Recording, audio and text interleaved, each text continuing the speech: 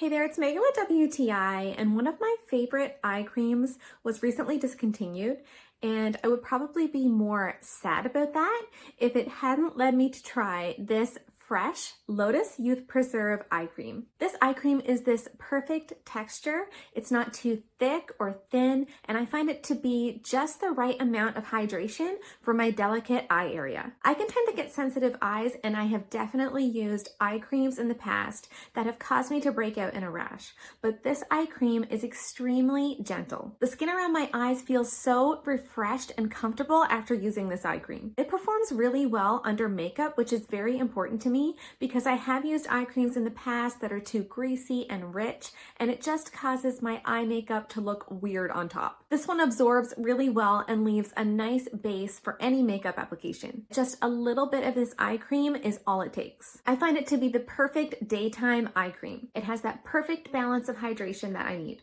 And that's my point of view.